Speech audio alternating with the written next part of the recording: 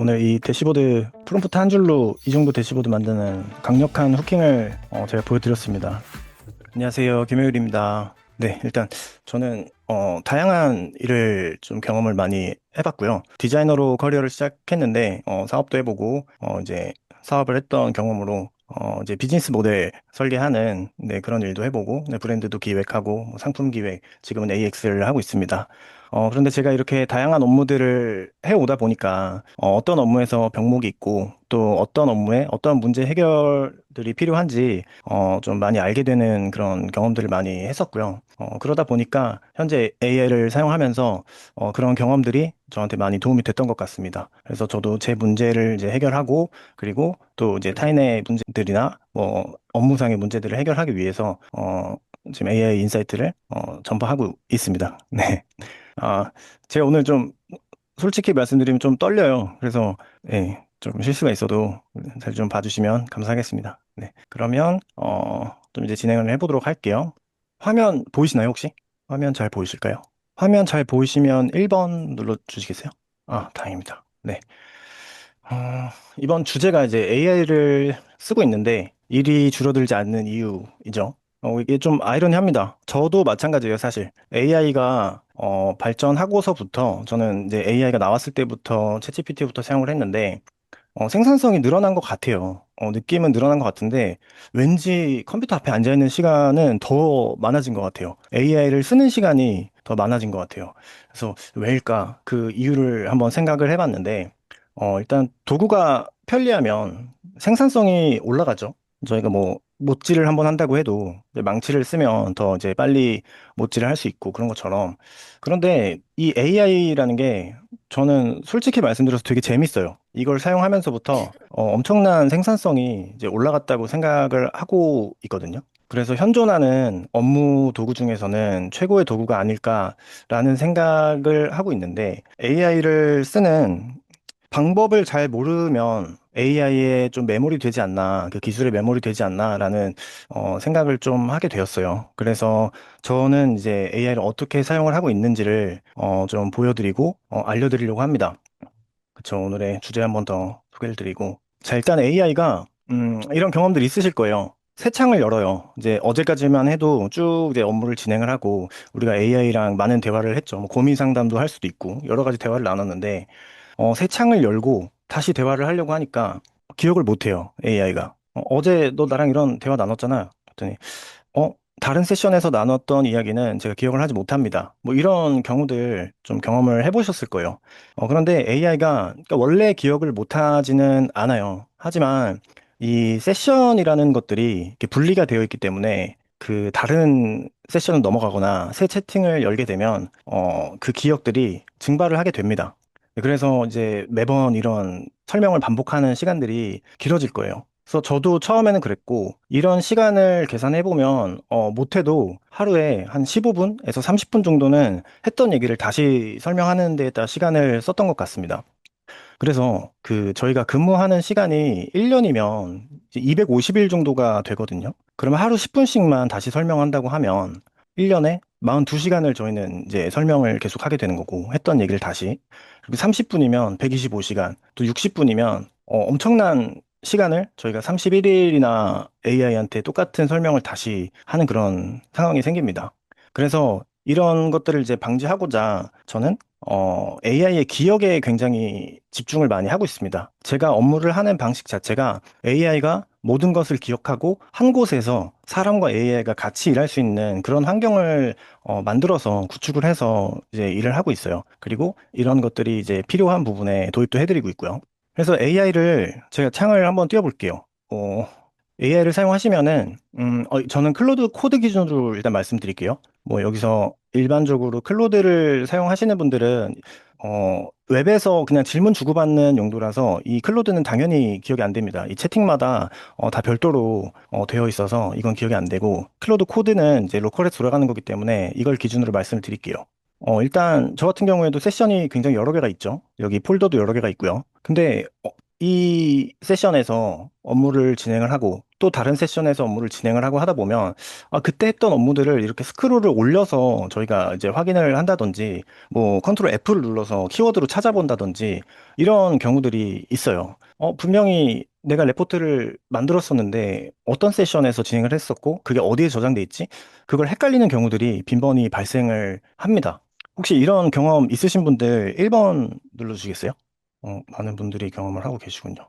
네, 그래서 저는 AI를 사용하면서 이 문제가 전부 텍스트로 이루어졌기 때문에 우리가 AI랑 일하면 특히나 클로드 같은 경우에는 텍스트로만 결과를 받잖아요. 그러면 이 텍스트들을 잘 정리를 해야 되고 한 곳에서 볼 수 있어야 되고 이게 뭐 숫자라든지 뭐 시각화가 되어서 보여질 수 있으면 굉장히 좋겠다. 근데 그 모든 것들이 한 곳에서 보여지면 좋겠다라는 생각을 계속 하게 되었어요. 그래서 그런 이제 시스템을 구축을 하기 시작을 했고요. 사실상 저희가 업무를 할 때 도구를 굉장히 많이 씁니다. 뭐 엑셀도 사용을 하고 또 그 워드도 사용을 하고 뭐 구글 캘린더라든지 창을 굉장히 많이 띄워놓고 일하시는 분들이 많으세요. 그러면 막 알트 탭 눌러가면서 화면 전환하고 이 시작 프로그램 바에서 이 어딨지? 막 되게 많을수록 조그매지잖아요. 찾아가면서 이제 일을 하게 되죠. 그래서 이 많은 도구들을 헷갈리지 않게 쓰면서 하나로 합칠 수는 없을까? 네. 이런 생각에서 시작을 했고, 결론적으로는 가능합니다. 네. 그 방법들을 이제 알려드릴 거고요. 네. 그래서 우리 이제 그만 합칠까요? 자, 회사 다니면 이제 이 아삽이라고 하죠. 요청들을 많이 들으시잖아요. 그래서 네, 아삽 요청 그만 들을 수 있게 저희가 한번 만들어 보겠습니다. 보통 이제 이래요. 요청이 들어오면, 기한이 있죠. 언제까지 필요하십니까? 근데 보통 이런 이제 대답이 나오죠. 우리가 이제 어떤 민족이냐. 빨리빨리 해야지. 라고 하는데 AI가 기억을 못하면 이런 일이 벌어집니다. 지난 6월에 했던 컨퍼런스 뭐 요약해줘. 이렇게 얘기를 하지만, 죄송하지만 지난 기록은 알 수 없습니다. 그럼 또 이제 기억을 더듬어 가면서 처음부터 설명을 하죠. 그런데 저 같은 경우에는 이런 기억들이 다 살아있기 때문에 6월 컨퍼런스 요약하고 2분기 실적 피드백까지 분석해서 보고서로 만들어줘 라고 하면 AI가 이렇게 기억을 합니다. 6월 달에는 건강 증진 컨퍼런스였네요. 2분기는 1분기 대비 뭐 얼마 올랐고 둘을 묶어서 보고서를 만들겠습니다. 그럼 저희는 커피 한 잔 할 여유가 생기는 거죠. 이런 게 저는 이제 생산성이 올라간다. 그리고 효율적인 업무 환경이라고 생각을 하고 있습니다. AI를 쓰려면 이렇게 이 정도는 써야 된다고 생각을 하고 있어요.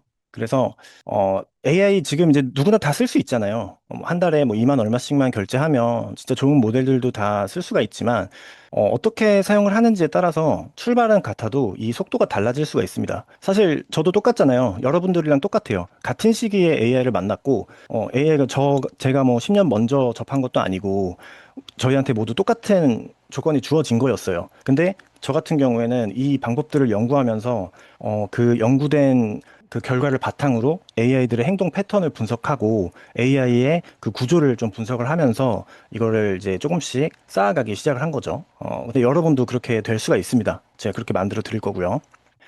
그래서 최근에 제가 SNS나 뭐 스레드 뭐 이런 데를 많이 보면 멀티 에이전트를 사용하고 싶다. 뭐 멀티 에이전트 어떻게 사용합니까? 이런 질문들을 되게 많이 받아요. 저희 커뮤니티에 계신 분들도 멀티 에이전트 어떻게 사용하는 거예요? 라고 여쭤보시는데 제가 그분들께 질문을 드려요. 멀티 에이전트를 왜 사용하려고 하시냐부터 여쭤보거든요. 사실상 목적이 먼저 있어야 돼요. 멀티 에이전트를 사용하는 이유, 그리고 멀티 에이전트가 어떻게 동작을 하는지, 알고 있어야 되거든요. 근데 이게 어려운 게 아니에요. 근데 유튜브나 이런 데 찾아보면, 뭐, 이제 기술적인 용어나 이런 것들이 들어가면 머리 아프죠. 그리고 막 터미널 화면 보이고, 그러니까 머리가 아프니까 이 멀티 에이전트는 되게 어려운 거라고 생각을 하고, 그리고 뭔가 되게 멋있어 보여요. 막 창 여러 개 띄워놓고, 뭐 기획일은 얘가 해주고, 뭐 나는 대표고 내 밑에 직원이 막 무슨 300명이야 막 이런 되게 멋있는 그런 그림들을 많이 보셨을 텐데 사실상 이게 이제 멋있다고 하는 거는 처음에 좀 저희가 AI가 처음 나왔을 때도 되게 센세이션 했었잖아요. 근데 멀티 에이전트도 약간 좀 그런 느낌이었지. 이게 지금 모델들이 이렇게 좋아진 시점에서는 멀티 에이전트를 꼭 써야 할 필요는 없습니다. 하지만 멀티 에이전트가 필요한 부분들이 있어서 제가 그런 부분들에 대해서 좀 말씀을 드릴게요. 그러니까 멀티 에이전트의 올바른 사용 방법을 오늘 알려드리겠습니다. 일단 제가 멀티 에이전트를 사용하는 이유는 이 컨텍스트라는 것 때문이에요. 이 컨텍스트는 그 토큰이라는 말 들어보셨을 거예요. AI 사용하시면 토큰 기반으로 구동이 되죠.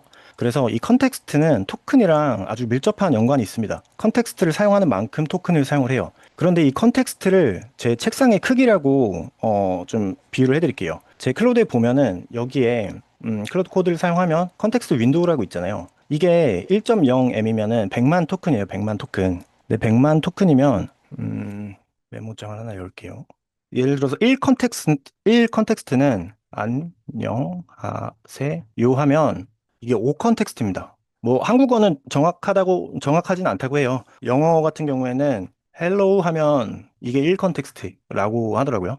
정확히 뭐 지금은 한 뭐 3분의 뭐 1 정도 된다 한국어도라고는 하는데 요게 어쨌든 컨텍스트의 기준입니다. 그래서 우리가 작업을 하다 보면 이 컨텍스트가 쌓여요. 그런데 AI들이 이 컨텍스트가 쌓이면 일을 못하기 때문에 이게 100%가 되면 자동으로 압축을 해주거든요. 그런데 그 압축이라는 게 책상을 정리하는 거예요. 장표가 어디 갔지? 네, 책상을 정리하는 거예요. 이 제 책상의 크기는 1M이에요. 1M. 컨텍스트 윈도우 맞습니다. 네, 창호님. 컨텍스트 윈도우가 맞고요. 네. 그래서 이 컨텍스트 윈도우가 내 책상의 크기이고요. 이 책상이 꽉 차면 자동으로 이 책상을 치워주거든요. 그런데 여기서 책상을 치울 때 문제가 하나 생겨요. 맥락이 날아가거든요. 그러니까 저희가 일을 할 때 막 이런 뭐 여러 가지 문서를 막 깔아놓고 회사에서 일을 한다고 가정을 해볼게요. 여기다가 이 문서, 저 문서 막 이렇게 다 포스트잇도 붙여놓고 일을 하다가 책상이 꽉 차니까 이제 막 헷갈리기 시작하는 거예요. 그래서 책상 한번 정리하고 해야지. 그래서 압축을 하는 건데 이거는 100%가 돼서 AI가 압축을 해주는 건 의도적 압축이 아니에요. 제가 제 책상을 치우면 얘는 여기다 두고 얘는 여기다 모으고 이렇게 뭐가 어디에 있는지 알면서 정리를 할 수가 있는데 AI가 100%가 돼서 자동 압축을 해주면 알아서 치워버리는 거예요. 그러니까 방금 보려고 했던 문서가 어디 있는지 몰라요. 너 이거 어디로 치웠어? 그래서 할루시네이션이 생기는 거거든요. 얘기를 하다 보면. 그래서 이 의도적인 압축, 이런 것들이 컨텍스트를 관리하는 것들이 굉장히 중요하고요. 이렇게 정리를 AI를 시키는 게 아니라 제가 직접 의도하에 정리를 시키는 방법들이 있습니다. 네. 클로드에는 이 컴팩트라는 기능이 있어요. 그래서 이 컨텍스트가 보통 한 80% 정도 찼을 때 저는 이 컴팩트를 써서 의도적인 압축을 하는데 이 컴팩트에서 의도적 압축은 예를 들면 이래요. 저희는 뭐 바로 이 다음 세션에서도 지금 하던 일을 이어서 하기를 가장 원하잖아요. 그래서 가장 최근 작업은 가중치를 높게 정해서 남기고 이전 작업 순으로 가중치를 줄여가면서 압축 진행해줘 라고 말을 하면 이대로 압축을 진행을 해주거든요. 근데 이거는 세션이 80%가 됐을 때마다 압축을 진행해줘야 되는데 그러면 이 압축 그 프롬프트를 복사를 해두고 어디다 복사를 해두고 계속 쳐야 되나요? 그러면 번거롭잖아요. 그거는 기묘일 방식이 아닙니다. 그래서 저 같은 경우에는 압축어를 등록을 해놨어요. 로우 프레스라는 압축어를 등록을 해놔서 얘를 입력을 하면 압축이 진행이 됩니다.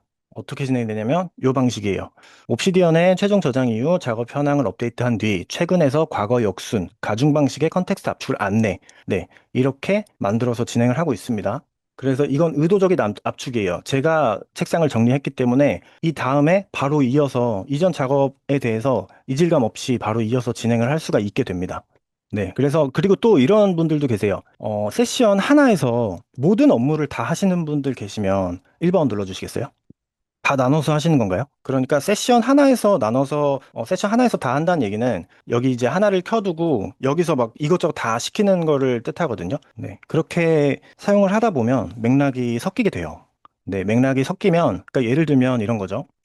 디자인을 시켰다가, 세무도 시켰다가, 뭐 개발도 시켰다가, 이렇게 하면 나중에 얘가 헷갈려지는 거예요. 네, 맥락이 섞이는 거. 그래서 세션을 나눠서 사용하는 게, 저는 좋다고 생각을 해요. 그게 조금 더 그 업무에 대해서 클린하게 업무를 할 수 있다고 생각을 해요. 그래서 그런 부분 때문에 멀티 에이전트가 그런 부분에서 좀 유용할 수 있다라고 저는 생각을 하는 거고요.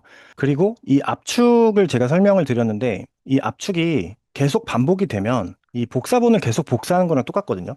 그러니까 처음엔 글씨가 굉장히 진해요. 근데 2번 복사하면 연해지잖아요. 3번 복사하면 더 연해지고요. 그런 것처럼 압축을 하면 나중에 얘가 또 그 맥락이 날아가기 때문에 할루시네이션이 생깁니다. 그래서 저 같은 경우에는 여기다가 이렇게 3분의 0 이렇게 표시를 해놓은 게 압축을 한번 돌리면 여기서 표시를 바꿔줘요. 네, 이런 식으로. 네, 토르니님, 제가, 이게 세미나 시간이 짧아서 그 질문 나중에 한 번에 묶어서 답변 드려도 될까요? 네, 질문 주고받는 시간을 제가 갖도록 하겠습니다. 네, 그래서 이 제 책상의 크기부터 알고 의도적으로 내 책상을 치울 줄 아는 그런 습관이 중요합니다. 그래서 이야기를 하다 말았는데 여기 이제 세션을 세 번, 저는 한 세 번 정도까지 압축을 하는 게 적당하다고 생각을 해서 세 번 압축을 하면 이 클리어 같은 명령을 해서 아예 이 세션을 초기화를 시켜버리거든요. 근데 이렇게 초기화를 할 수 있는 이유가 저는 이제 기억 장치가 있기 때문이에요. 네, 요즘 많이 보셨을 거예요. 이 옵시디언. 네, 저는 이렇게 기억 장치가 있기 때문에 네, 여기에 다 저장이 되거든요. 그래서 뭐 제가 클로드 계정을 바꾼다든지 다른 PC에 가서 이제 클로드를 연다든지 아예 다른 환경에서도 이 옵시디언만 있으면 바로 작업을 이어갈 수가 있습니다, 저는. 네, 아까 컴팩트 돌린 게 이렇게 명령이 나오고요. 그러면 얘를 복사를 해서 진행을 해주면 됩니다. 이미 옵시디언에는 지금 저장이 된 상태고요. 네. 네, 그래서 제가 이제 드리고 싶었던 말씀은 업무별로 나눠서 써보자이고요. 그래서 이 부분에서 이제 멀티 에이전트가 좀 필요하다고 생각을 하는 거예요. 저 같은 경우에도 여기 이제 페퍼라는 모더레이터가 있고, 기획만 해주는 에이전트, 개발하는 에이전트가 이제 둘이 있고, 마케터, 리서처, 뭐 영업 재무 이런 식으로 나눠서 써요. 그래서 이 에이전트마다 여기에 맞는 써놓은 그 역할에만 맞는 업무들을 시키고 있습니다. 그래서 맥락이 섞이지 않도록 작업을 하고 있고요. 네, 이제 같은 얘기라서 넘어갈게요. 음. 그래서 지식 같은 경우에는 제가 파일로 남겨요. 파일로. 그런데 이 옵시디언을 꼭 써야 되나 싶으신 분들도 있으실 거예요. 근데 꼭 그럴 필요가 없습니다. 제가 이 옵시디언을 써보고 느낀 건데 얘는 파일 구조이기 때문에 그냥 로컬 폴더에서도 가능해요. 저는 이 폴더 구조만 잘 짜도 AI의 기억을 증식시킬 수 있습니다. 그리고 중요한 것들은 이제 사람이 이제 판단을 하게끔 하는 거죠. 뭐 실행을 AI한테 맡기되 중요한 판단은 이제 제가 해서 뭐 어떤 것들을 정리하고 아까 책상 치우는 거 말씀드렸듯이 그런 이제 의도적인 압축 이런 것들 사람이 판단을 해야 AI를 통제를 할 수가 있다고 이제 생각을 하고 있습니다. 음. 그리고 저희가 뭐 스킬이나 하네스 같은 거 만들 때도 이렇게 한 번에 딱 만들어지진 않아요. 사실 제가 오늘 소개해 드리려고 하는 그 이제 화면 UI 같은 경우에도 딸깍으로 다 되진 않습니다. 그래서 이제 계속 고쳐서 말하는 그 이제 디테일을 잡아가는, 좁혀가는 방법이 필요하고요. 네. 강조드립니다. 실행은 AI가 하고 판단은 사람이 하는 겁니다. 네, 이제 업무가 한눈에 보이는 UI를 제가 바로 보여드리겠습니다. 네. 이게 제가 사용하고 있는 대시보드입니다. 이게 메인 화면이고요. 처음에 메인 화면 들어오면 이렇게 시작을 합니다. 근데 사람과 AI가 같이 사용을 해야 되는 환경을 구축을 해야 되기 때문에 여기 제가 이제 토큰 사용량도 볼 수 있어야 하고 제가 이제 진행하고 있는 일들도 볼 수 있어야 하고 총 업무는 몇 개, 완료율은 뭐 어느 정도가 됐고 이메일도 여기서 확인을 할 수가 있어요. 그래서 지금 미배신 메일이 하나가 있는데 이걸 누르면 메일함으로 들어가고요. 에이전트는 현재 10명이 상주를 하고 있고 자동화도 돌아가고 있습니다.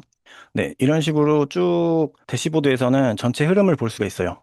네, 일정이나 업무들, 그리고 에이전트가 어떤 업무를 했는지 여기서 바로 확인할 수가 있고요. 그리고 여기 보면은 핸드오버 완료. 이거는 저장을 했다는 얘기예요. 위키 등록을 했다는 얘기예요. 네. 그리고 여기서는 이제 브리핑란이 있죠. 에이전트들이 매일 그 본인들이 했던 업무들을 이렇게 기록을 해요. 네, 브리핑에 기록을 해서 다 제가 한눈에 볼 수가 있고요. 메일 같은 경우에는 이렇게 들어가게 되면 여기 이제 구글 지메일을 연동해 놨어요. 그래서 이렇게 메일을 바로 볼 수가 있고, 뭐 보냄 편지함, 임시 보관함 이렇게 다 볼 수가 있습니다. 그리고 구글 드라이브 같은 것도 이제 연동이 되어 있고요. 네, 불러오는데 지금 시간이 걸리지만, 네, 등록이 되어 있고, 이 업무 보드 같은 경우가, 제 일정들이에요. 제가 이제 해야 되는 업무들, 이렇게 나와 있고요. 여기서 상태로 보면, 진척률까지 표시가 됩니다. 제 총 스케줄 중에 지금 10개 중에 8개를 완료했고, 뭐 이런 식으로 네, 표시가 되고요. 네, 이렇게 구분해서 볼 수 있습니다. 사실 이게 노션을 제가 연동을 해놓은 거기 때문에, 네, 노션 기반으로 바로 볼 수가 있고, 여기서 이제 수정이나 등록도 바로 가능합니다. 그리고 워크보드 같은 경우에는, 저희가 일을 할 때, 뭔가 이렇게 메모장 같은 거 많이 열잖아요. 그래서 노션도 많이 이제 사용을 하실 텐데, 여기서 바로 하위노트를 만들어서 업무를 추가를 할 수가 있어요. 네, 제목을 변경하고, 이것도 제가 노션처럼 아예 이렇게 단축어를 만들어 놔서, 뭐 1번, 2번, 3번 이런 식으로 할 수 있고, 뭐 구분선으로 구분도 할 수 있고, 이렇게 해놨고, 이렇게 기록한 거를 제 일정이나 업무보드에 등록을 하고 싶으면 업무보드에 추가를 누르면 이게 바로 등록이 됩니다. 네, 이렇게 해서 모든 업무들을 연결을 시켜놨어요. 그리고 이 업무보드에 있는 일들이 캘린더에서 한눈에 볼 수 있고요. 그리고 이 브리핑 칸이 에이전트들이 이제 브리핑을 하는 공간입니다. 이런 식으로 표로 깔끔하게 정리를 해서 네, 브리핑을 해주고 있죠. 그리고 이런 부분들은 제가 이제 뭐 거래처라든지 등록을 하는 공간이고, 이제 저희 회사 정보, 이 문서함 같은 경우도 제가 OCR 기능을 넣어놔가지고 여기 저희가 보관해야 되는 문서나 PDF 파일을 여기다가 드래그 앤 드롭으로 올리게 되면 바로 이렇게 이미지와 텍스트가 분리가 돼서 저장이 됩니다. 그리고 이제 거래처 같은 거 이제 등록을 할 때도 여기 사업자 등록증을 올리거나 명함 파일 같은 걸 올리면 그 정보들이 또 이제 문서함에 올리면 그게 같이 들어가기도 하고 연동이 되고요. 여기서 이제 저한테 이제 외주 같은 게 들어오게 되면 이 견적을 내거나 계약서도 바로 작성을 할 수 있게 되어 있고, 여기서 작성이 다 되면 이메일로 발송도 바로 가능합니다. 그리고 이게 그 에이전트들이 기억을 할 수 있도록 만들어 놓은 지식망인데요. 이 아까 옵시디언을 보여드리면 이 구조죠. 이 워크트리 구조로 똑같이 이루어져 있어요. 여기서 이제 모든 기억들이 여기 기록이 되어 있습니다. 그래서 에이전트들이 여기를 이제 기억 저장소로 사용을 하는 거죠. 그리고 여기 이제 브리핑이 이거는 일별 브리핑이 진행이 되는데, 저희가 뭐 회사 다니면서 저는 그 1년 동안 인사고과 그 정리하는 게 제일 힘들었었거든요. 그래서 그런 걸 만들었어요. 이제 일일 브리핑을 작성을 하면 이제 주간 단위, 월간 단위로 연간 단위 이렇게 인사고과 표가 만들어지게끔 이렇게 구축을 해놨습니다. 그래서 이 여긴 지금 에이전트들이지만 나중에 여기서 직원을 추가하게 되면 사람이 한 일도 여기서 볼 수가 있거든요. 네, 그러니까 좀 쉽게 말씀드리면 이거는 이제 사내에서도 사용할 수 있는 인트라넷이나 ERP 개념으로 그룹웨어 같은 식으로 만들어 놓은 거죠. AI랑 같이 사용할 수 있는. 네, 그래서 성과 같은 경우에는 이런 식으로 그래프가 나오고, 네, 분류가 되게 세팅을 해놨고요. 이 안에, 지금 제 대시보드 안에 에이전트들이 상주를 하고 있어요. 이렇게. 여기 채팅 버튼을 누르면 에이전트들이 상주를 하고 있어서, 예를 들면 이메일 뭐 화면에서, 여기 페이지 첨부 켜짐, 꺼짐 버튼이 있거든요. 여기서 뭐 이메일 초안 작성해줘. 이런 식으로 해서 명령을 하면 미회신 이메일, 네, 미회신 이메일 초안 작성해줘 하면 지금 임시 보관함에 있는 메일들이 얘네가 작성을 해놓은 거예요. 네. 그리고 제가 클로드 코드에 보면 이 페퍼 다빈치 이렇게 세션을 나눠뒀었잖아요. 얘네들이 다 여기 있어요. 똑같이. 그래서 저는 클로드 코드로 일을 하거나 아니면 이 인트라넷 상에서 일을 하거나 자유롭게 일을 해도 그게 다 통합이 되는 구조입니다. 그러니까 업무들이 흩어지지가 않죠. 한 군데로 모이는 구조죠. 그리고 여기서는 이제 자동화 현황을 볼 수가 있어요. 현재 어떤 업무들을 에이전트들이 자동으로 하고 있는지 이런 것들을 여기서 볼 수가 있고, 저는 뭐 이메일이 오면은 메일 초안을 작성해 주는 거, 그리고 견적서가 승인이 되면은 그걸 바로 계약서로 만들어주는 그런 자동화를 다 걸어놨고요. 이 사용량 같은 경우도 저는 되게 중요하게 보는 게, 아까 그 컨텍스트 토큰을 저는 좀 효율적으로 쓰는 거를 좀 강박처럼 생각을 하고 있어가지고, 이 일별 얼마나 토큰을 사용했는지, 그리고 어떤 에이전트가 어떤 일에 어떤 스킬을 많이 사용해서 뭐 호출을 했고 얼마나 썼는지 이런 것들을 좀 많이 체크를 해요. 이걸 왜 체크를 하냐면은, 이걸 해둬야 저희가 클로드 코드 사용해 보신 분들은 알겠지만 이 새로운 세션을 열면 질문 한 번 처음에 안녕 뭐 한 번 하면은 컨텍스트 윈도우가 막 10%, 12%돼 있거든요. 그래서 잘 안 쓰는 것들은 정리를 해서 이거를 처음에 그 읽어오는 컨텍스트를 줄이기 위해서 이런 것들을 모니터링을 하고 있습니다. 그리고 도구 현황 같은 경우에는 이제 에이전트들이 사용할 수 있는 도구들이죠.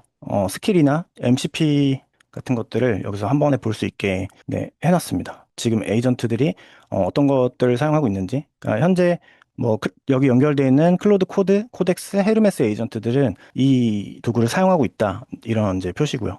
네. 이런 식으로 구성이 되어 있어요. 그래서 사실상 뭐가 되게 복잡해 보이고 그런데 여러분도 혹시 이거 만드실 수 있을 것 같은가요? 좀, 어려워 보인다. 1번 한번 눌러주시겠어요? 그렇죠. 네. 그래서 제가 이거를, 제가 말씀드렸지만, 그쵸. 손이 많이 갈 것 같죠. 저는 이 쉽게 일을 하지 않으면 김효율 스타일이 아닙니다. 쉽고 정확하게 일을 해야, 김효율 스타일로 일을 하는 거고요. 그래서 이 대시보드를 만드는, 스킬 팩을 제가 만들어 놨어요. 보여드리면, 여기서 인트라넷 스타일. 이게 이 대시보드를 만들 수 있는 스킬입니다. 한번 지금 바로 해볼게요. 제가 그 한 분만 어떤 걸 시연하면 좋을지 저는 이제 범용으로 생각을 하고 있었는데 혹시 이런 거 만들어 줄 수 있나요? 싶은 거 있으면 네, 린 AX는 제가 직접 만든 겁니다. 네. 어떤 대시보드를 만들어 보면 좋겠는지 한번 채팅창에 올려주시겠어요? 제가 한 분 것만 뽑아서 시연을 한번 보여드릴게요. 공간 대관을 위한 인트라넷이요? 근데 이거는 제가 그 업무를 잘 모르겠어요. 공간 대관을 할 때 어떤 것들이 필요한지 그 업무를 잘 모르겠네요. 네.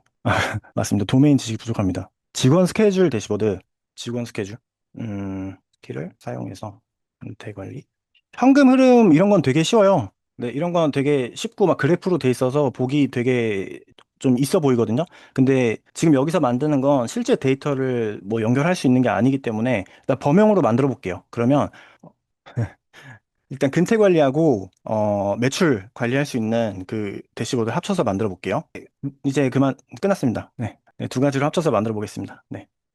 직원은 약 일단 30명이라고 할게요. 그리고 정직원 타임 나눠서 메인 화면에는 제가 아까 두 개 넣을 거니까 근태 관리하고 매출 음, 운동비용, 고정비용, 매출, 일별 매출, 주간, 월간 수 있도록 해줘.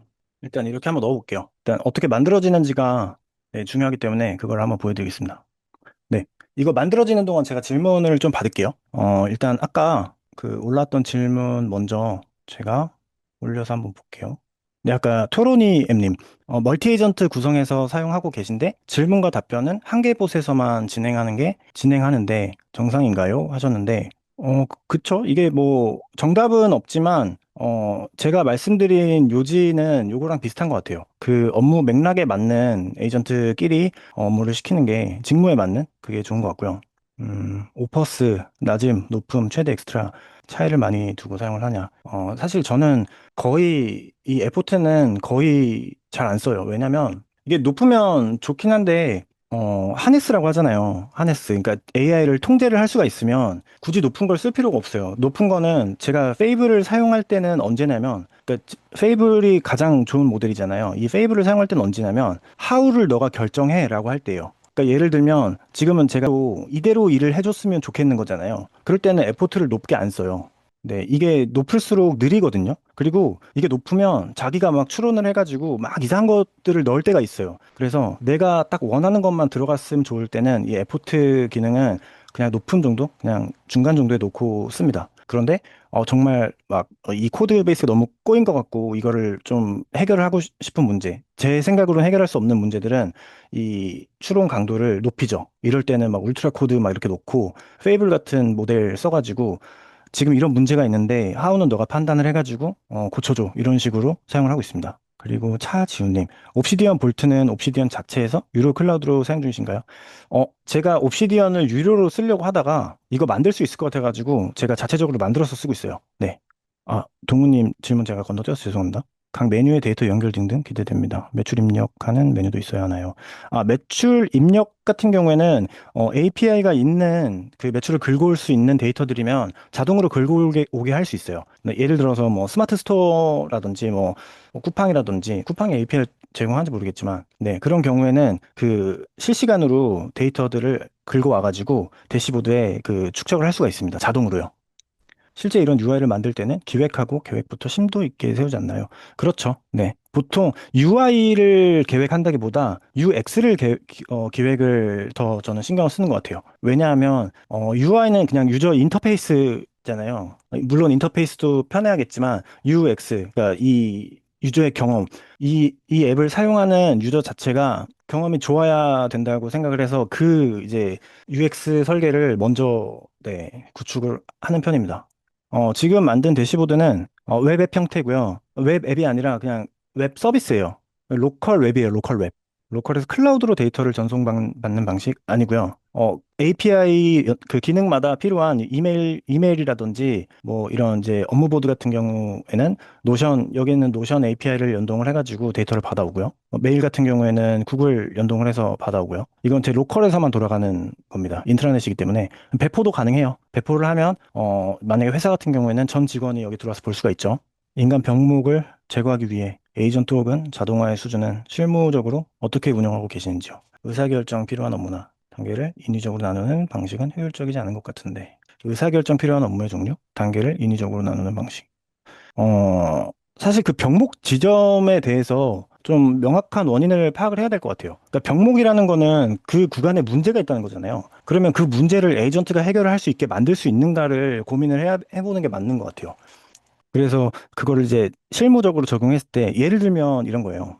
이거 보면 그 커머스 같은 거 할 때 뭐 쿠팡 리뷰 같은 거 크롤링 해가지고 분석 돌려서 거기서 좀 이제 괜찮은 소재를 발굴하기 위해서 이런 크롤링 하잖아요. 근데 사람이 하면 여기서 병목이 걸리죠. 그래서 이런 걸 만드는 거예요. 이런 자동화를. 네. 이렇게 뭐 500건이면 500건 지정을 해놓고 분석을 해서 이제 자료가 나올 수 있게 하고 뭐 여기서 뭐 인스타 릴스, 틱톡, 유튜브 쇼츠 같은 것도 키워드별로 네, 검색을 해가지고 나올 수 있게 하고 요 UI 보이세요? 이것도 방금 지금 만들고 있는 인트라넷 스타일 요 스킬을 사용해서 지금 만들고 있는 겁니다. 대시보드에 있는 지식망은 옵시디언과 연동인가요? 별개입니다. 네. 별개이고 어차피 얘가 로컬에서 돌아가기 때문에 그쵸, 통합은 되죠. 근데 통합은 되지만 그 볼트를 하나 같이 쓰고 있어요. 그 옵시디언을 쓰는 게 아니라 그 옵시디언 파일 구조를 쓰는 거예요. 혹시 이해가 되셨나요? 이해되셨으면 1번 눌러주시겠어요? 아, 네. 좋습니다. 옵시디언이라는 게 이게 되게 어떤 기술적인 그런 게 아니거든요. 폴더 구조예요, 폴더 구조. 이거 제가 파인더에서 열어볼게요. 그냥 요 폴더 구조예요, 이 폴더 구조가 여기 그냥 똑같이 있는 거고, 이거를 마크다운 형식으로 이렇게 이제 보여주기 때문에 이게 되게 뭐 깔끔하고 좋구나, 그리고 그래프로 보여주고 막 이런 게 멋있구나 싶은데, 사실 요 폴더 구조만 잘 짜도 옵시디언처럼 쓸 수가 있어요. 그 안드레아 카파시도 옵시디언을 사용한 게 아니라 그 안드레아 카파시가 사용한 LLM 위키 자체가 옵시디언이 아니라 폴더 구조거든요. 로컬로 쓰면 옵시디언을 쓰는 게 더 편하지 않나요? 왜냐면 이 폴더 자체에 제가 에이전트들이 상주를 하게 만들어 놨어요. 따로 쓰는 게 아니라 그러니까 옵시디언이라는 이 옵시디언을 제가 왜 쓰냐면은 클로드 코드에서 제가 옵시디언에 저장해줘라고 하잖아요. 이걸 할 때 그 옵시디언 MCP가 필요하거든요. 그래서 옵시디언을 쓰는 거예요. 네. 그러니까 그냥 제 폴더에다가 파일을 저장하게 하려면은 핸드오버 문서 업데이트 해줘라고 하면 되는데 저는 나중에 이 옵시디언에 쌓여 있는 것들을 또 막 내보내고 뭐 다른 곳에 연동하고 그런 과정이 편하기 때문에 어떤 백업의 개념으로 좀 이해해 주시면 좋을 것 같아요. 따로 만드는 이유.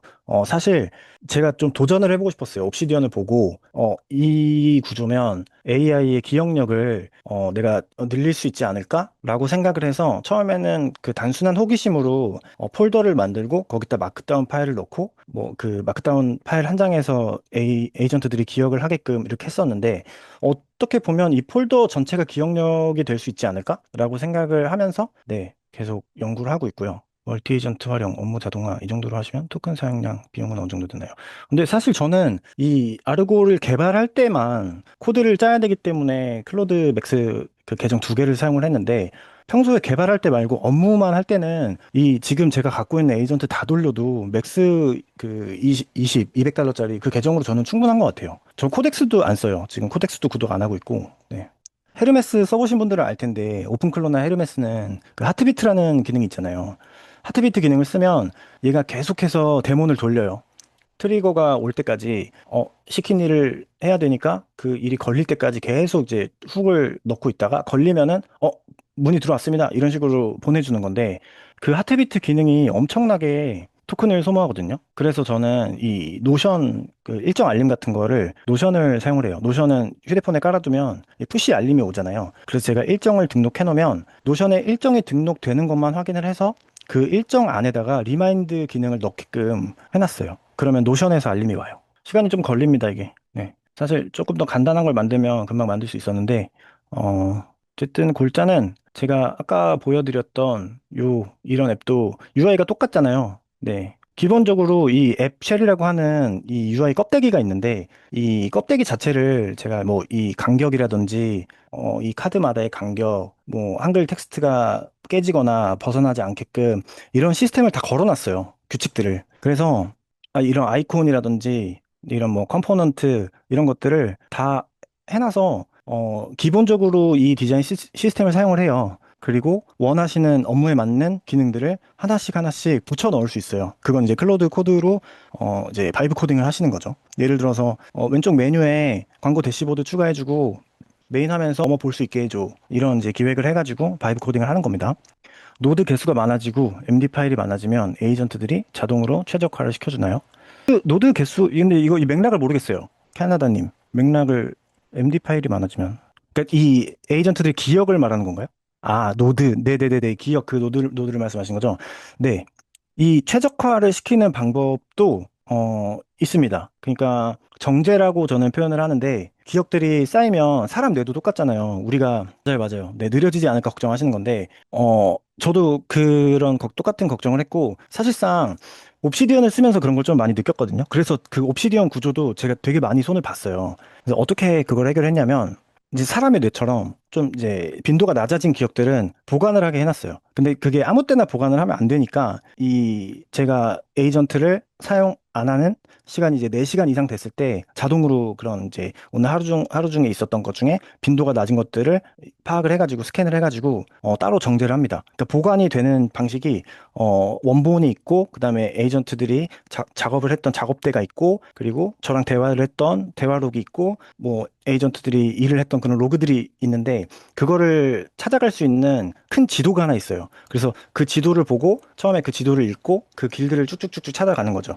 근데 그 과정에서 키워드라든지 이런 것들, 태그라든지 이런 거를 붙일 수 있게끔 제가 규칙을 설정을 해놔가지고 기억이 엄청 많아져도 일단 정제되어 있는 기억들은 제외하고 최근에 가장 활성화되어 있는 기억들 중에서 먼저 찾고 그리고 그게 없을 때는 정제된 기억에서 그걸 꺼내오는 거죠. 최종 오케스트레이션. 저는 이거 클로드에서 보여드릴게요. 제가 이 스타트 루프라는 기능을 만들어 놨거든요. 일단 이 모더레이터 페퍼한테 스타트 루프를 걸어볼게요. 그리고 다빈치라는 이 기획하는 친구한테도 스타트 루프를 걸어둘게요. 그러면 이게 활성화가 되면 이 둘이 대화가 돼요. 자, 자기 이름을 알고 있잖아요. 이 프로필 카드가 있는 거예요. 다빈치한테 이거 시켜볼까요? 다빈치랑 숫자 1부터 10까지 순서대로 세어봐. 이런 거 한번 해볼게요. 그러면 얘가 다빈치고 얘가 페퍼예요. 이게 잘 돼야 되는데. 보이세요? 네, 이런 식으로 하는데 이게 스타트 루프는 그냥 데몬을 돌릴 수 있게 제가 설정해 놓은 기능이고 이 원리 자체는 에이전트들 그 제가 아까 폴더 구조에 대해서 연구를 되게 많이 했다고 했잖아요. 근데 그 폴더 구조를 어떻게 했냐면 이 에이전트들이 하나의 폴더가 되게 만들었고 그 폴더 안에서 메일함을 만들어 놨어요. 메일함, 우편함. 그래서 서로 그걸 주고받을 수 있게 해놨어요. 그래서 예를 들면은 제가 이 페퍼한테 지금 얘네 둘이 숫자 세어봐라고 했더니 얘가 다빈치에게 넘기겠습니다 이렇게 하잖아요. 이거를 얘네들끼리 자기들끼리 메일을 주고받는 거예요. 인박스, 아웃박스 메일을 주고받아서 그리고 저희가 이메일을 쓸 때 to 기능이 있고 cc 참조 그런 기능이 있잖아요. 방금 to를 한 거예요. to. 네, 이메일을 보낸 거예요. to 걸어서. to 페퍼, to 다빈치 서로 이렇게 보내는 거예요. 그러니까 이렇게 숫자를 세죠. 네, 이렇게 하면 이 모든 에이전트들 다 이게 저는 그 루프 엔지니어링의 정의가 되게 많은데 저는 이걸 루프 엔지니어링으로 쓰고 있거든요. 나중에 이렇게 작업을 할 때. 근데 잘 엄청 많이 활용을 하고 있지는 않습니다. 아까 저희 만들고 있던 페이지를 볼까요? 뭐가 만들어졌나? 저도 원래 개발자는 아니지만 개발자분들하고 이야기를 해보면 내 PC에 있는 그 폴더 구조가 다른 사람 PC에 가도 그대로 작동을 하는지가 제일 중요하다고 말씀하시더라고요. 그래서 그거를 좀 신경을 많이 쓰면서 그 폴더 구조를 되게 공부를 많이 하게 된 것 같아요. 스킬을 직접 만들어서 입맛에 맞게 다듬는 것들이 필요하겠네요. 그쵸. 스케일이나 하네스 같은 경우들은 계속해서 다듬어 가야 되죠. 왜냐면 이제 모델들도 계속 진화를 하니까 그 모델이 진화하는 만큼 모델의 행동에 맞는 하네스를 채워줘야 되거든요. 저희가 강아지 키울 때도 그렇잖아요. 아기 때는 조그만한 하네스 채워주는데 얘가 커갈수록 더 큰 하네스가 필요하듯이 이 에이전트도 하네스라는 이제 말을 쓰는 만큼 모델들이 좋아질수록 그 좋은 성능에 맞는 하네스들이 필요해요. 그래서 기존의 낡은 하네스들은 이제 정리를 할 필요도 있고, 네. 새로운 하네스를 짜야 될 필요도 있고 그렇습니다. 질문 더 주세요. 아직 더 기다려야 됩니다. 음, 본 강의에서는 제가 그 에이전트들한테 기억력 달아주는 거, 옵시디언을 사용할 수도 있고 안 할 수도 있습니다. 어쨌든 그 구조를 알면은 에이전트들한테 기억을 달아줄 수가 있고, 그리고 이렇게 멀티 오케스트레이션을 하는 방법, 그리고 이 지금 인트라넷 스타일로 만들고 있잖아요. 이 스킬팩을 오늘 이 웨비나 들으시면 이 스킬팩을 다 이제 가지게 되실 거니까 요거를 활용을 해가지고 만들기만 하는 게 아니라 직접 구현을 하셔야 되잖아요. 내 업무에 실무에 써야 되니까 그렇게 실무에 쓸 수 있게끔 이를 다듬는 그런 과정들을 좀 네, 알려드릴 예정입니다. 하네스는 직접 짜시나요? 저는 직접 짜는 편이에요. 자율형 에이전트, 헤르메스 이런 게 어떻게 보면 시각화되어 있는 하네스라고 저는 생각을 해가지고, 네, 직접 짭니다. 하네스는 그 AI들의 행동을 제가 통제를 하기 위한 거기 때문에 직접 짜는 편입니다. 스킬부터 시작을 하죠. 보통 하네스를 스킬로 만들어서 네, 시작을 하죠. 원래는 제가 노션을 오래 이용을 했었거든요. 제가 노션 자격증이 3개가 있습니다. 그래서 노션을 오래 이용을 해왔었는데, 이렇게 템플릿을 만들어서 사용을 했었어요. 근데 AI가 발전을 하고서부터는, 뭔가 이 노션 커스텀 하는 것도, 막 그렇게 성에 차지도 않고, 그래서 이거를 응용을 해가지고, 이제 대시보드를 만들게 된 거죠. 제 업무들을 이제 한 번에, 한눈에 관리를 할 수 있게 하는. 자, 이제 3210번. 여기 포트에서 돌고 있다고 하니까 열어보겠습니다. 네. 매출, 비용, 영업이익 추세, 매출과 등태 관리 대시보드가 나왔습니다. 네. 여기서 이제 보기 불편한 부분들이나 이제 오류가 있는 부분들은 하나하나씩 고쳐가는 거예요. 근데 고쳐갈 때도, 제가 쓰는 스킬이 하나 더 있습니다. 자, 보여드릴게요. 이거 혹시 여기서 바이브 디자인 해보신 분 있으세요? AI로 디자인 웹사이트 만들어 보셨다 1번 눌러주시겠어요? 한 분밖에 안 계세요? 예. 많지 않으시구나. 이거 디자인할 때 만약에 이런 부분을 수정하고 싶다라고 하면 보통은 이렇게 캡처해서 보여주거나 캡처해서 여기 이렇게 막 빨간 표시해가지고 이 부분 어떻게 고쳐줘 약간 이런 식으로 하시잖아요. 그래서 제가 이 UI 인스펙터라는 것도 만들었어요. 이걸로 한번 띄워볼게요. 이것도 같이 제공해 드릴게요. 그러니까 AI를 쓰면서 뭔가 일할 때 한 번이라도 제가 뭐 또 반복이 되는 일 같으면은 다 이렇게 만들어요. 단축어도 아까 이런 뭐 로우 프레스 그리고 뭐 또 뭐가 있었죠? 그 썼던 것 중에 아무튼 이런 단축어들도 다 만들어서 사용을 하고요. 이 여기 보면 똑같은 UI인데 이게 생겼잖아요. 인스펙터가 생겼잖아요. 어떻게 수정을 하냐면 일단은 이 인스펙터 기능을 키면 이렇게 선택을 할 수 있는 게 생기거든요. 선택을 해주면 얘 이름이 뭔지, 이 코드 이름이 뭔지, 그리고 소스 코드가 어떤지, 얘의 상태가 어떤지 상세하게 나와요. 그래서 AI한테 이걸 알려주고, 복사해서 알려주고, 이 글씨 몇으로 키워줘, 이렇게 해도 되는데, 여기 제가 그 아노테이트라고 주석 기능을 만들어 놨거든요. 그래서 예를 들면은 이 카드들을 다 붙이고 싶으면 쭉 모아가지고 카드 다 붙여줘. 달아두고, 이 그래프 쭉 집어가지고, 그래프 스타일을 뭐 도넛 네, 이런 식으로 다 해놓잖아요. 그럼 여기 1번, 2번 막 이렇게 주석이 달리잖아요. 이렇게. 그러면 이 상태에서 주석 확인해서 반영하면 끝이에요. 양방향 호출이 되거든요. 그래서 이렇게 하면 UI도 수정이 되는 겁니다. 그리고 다 완료가 되면 여기 체크 표시가 떠요. 네, 그래서 이거 이렇게 딜리트 하면 됩니다. 저 디자이너로 시작했다고 말씀드렸잖아요. 그래서 이런 거에 되게 신경 많이 좀 써요. 네. 그래서 어쨌든 대시보드 감사합니다. 본강의 들어주세요. 기가 막히니까, 그쵸? 더 꿀팁들 많이 나갑니다. 이거 어떠세요? 이 대시보드 어떤 거 같으세요? 괜찮다. 기가 막히다 하면 1번 눌러주시겠어요? 감사합니다. 네. 오늘 요거 스킬 전달 드립니다. 네, 요거랑 UI 인스펙터랑 전달 드릴게요. 네. 이런 식으로 여기 지금은 이제 매출 관리, 근태 관리 이 정도로 나와 있는데 기능을 넣고 싶으면 아까 그 UI 인스펙터 여기 찝어서 이 메뉴에 구성을 먼저 이때 이제 기획에 들어가는 거죠. 그러니까 처음에 기획을 짜는 거예요.